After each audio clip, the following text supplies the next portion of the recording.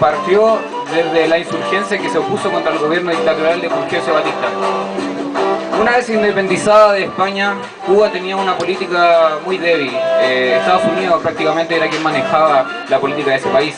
Hasta 1933, en la Constitución de Cuba existía una cláusula llamada la Enmienda Platt, la que permitía que Estados Unidos pudiera ingresar a la isla y hacerse control de ella, para, entre comillas, el proteger el bienestar, la libertad y la vida de los ciudadanos cubanos. Estados Unidos poco después se terminó aburriendo de eso. Quería poseer el control total de la isla de Cuba. Es así que el 10 de septiembre de 1953 asume el cargo Fulgencio Batista, que nace un régimen completamente partidista para el gobierno norteamericano. Después de eso, Cuba se vio completamente dominada por el régimen estadounidense.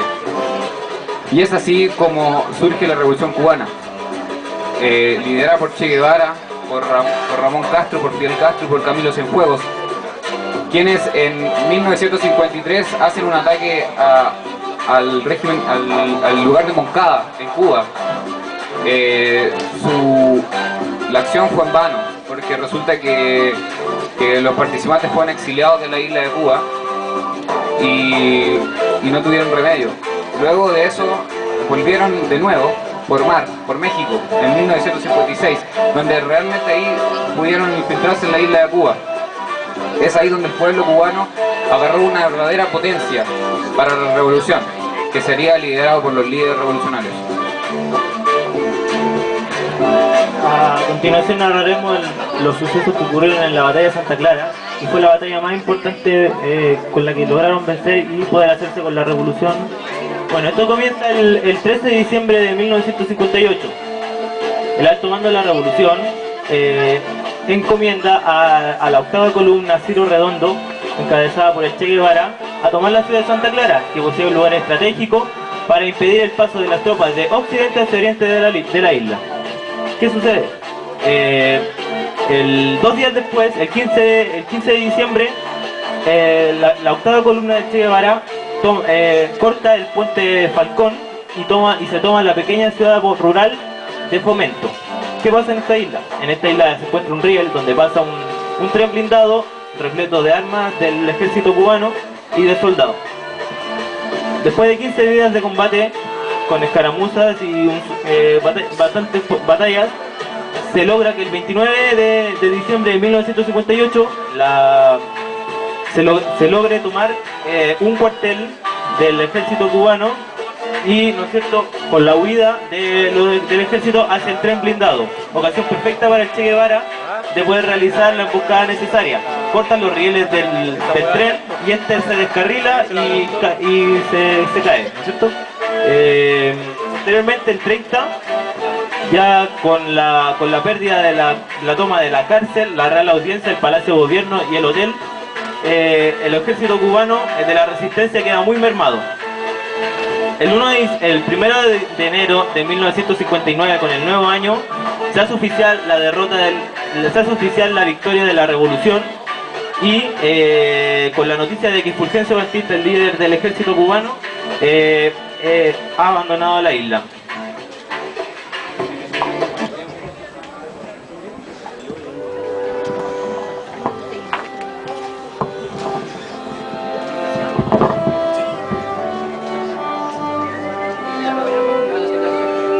El pueblo de Cuba, frente a la agresión, sabe elegir su camino de sacrificio, de sangre, de dolor, pero de victoria. Una vez más se plantará frente a los traidores, se plantará frente a la agresión y dará un paso adelante, otro más, en esta lucha que estamos todos realizando para salvarnos de las cadenas coloniales. Hoy aquí, con esta respuesta de ustedes, se está defendiendo más que una causa nacional, más aún que la causa del pueblo de Cuba y lo noble que es esta causa. Se está defendiendo la causa entera de América Latina. Se está mostrando a los pueblos de todo el continente de lo que puede hacer un pueblo cuando está unido. Nuestra respuesta, compañeros, es histórica. Frente a la traición, a la ignominia, frente a la fuerza bruta, al ametrallamiento brutal, respondemos una vez más con un paso al frente. Respondemos que seguiremos en nuestro camino revolucionario. Y no habrá invasiones de de tiranuelos de América y traidores a sueldos que logren doblegar al pueblo latinoamericano. Ahora, esta masa anónima, esta América de color, sombría, taciturna, que canta en todo el continente con una misma tristeza y desengaño. Ahora, esta masa es la que empieza a contar definitivamente su propia historia, la que empieza a escribir con su sangre, la que empieza a sufrir y a morir.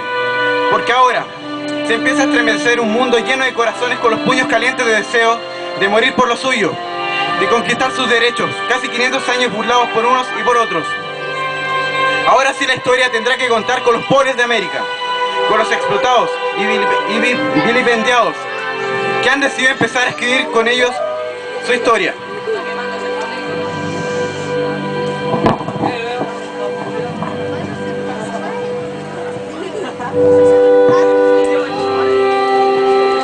Creo que ya.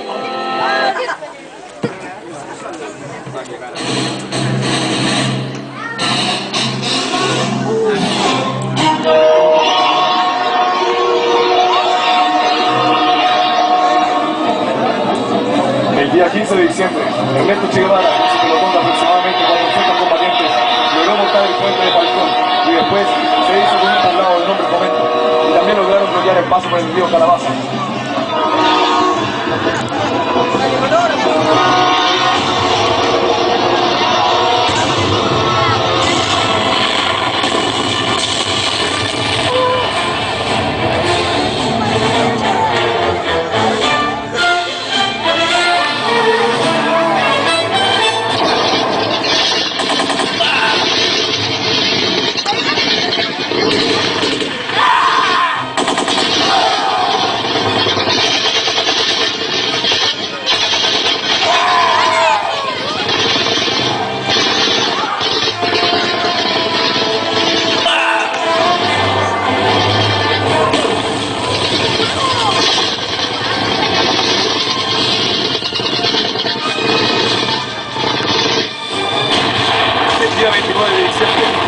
Desalojado de la loma de Capiro al enemigo, este se retira hacia el tren blindado que se descarrila debido a que los rebeldes habían destruido las líneas ferroviarias y después de un intenso combate es obligado a rendirse.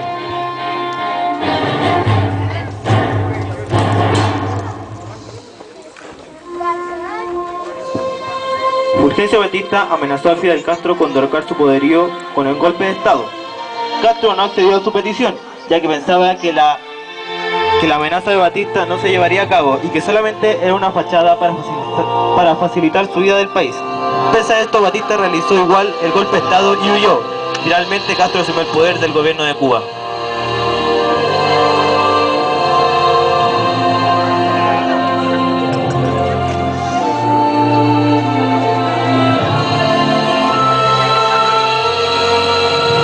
La tiranía ha sido derrocada. La alegría es inmensa y sin embargo aún queda mucho, pero mucho por hacer todavía. No nos engañemos creyendo que el adelante será fácil, más bien será complicado. Aún así, decir la verdad debe ser el primer principio de cualquier revolucionario. Engañar al pueblo, despertarle engañosas ilusiones, siempre traería las peores consecuencias. Y estimo que al pueblo hay que alertarlo con el exceso, hay que alertarlo con el exceso de optimismo. ¡Viva la revolución! ¡Viva!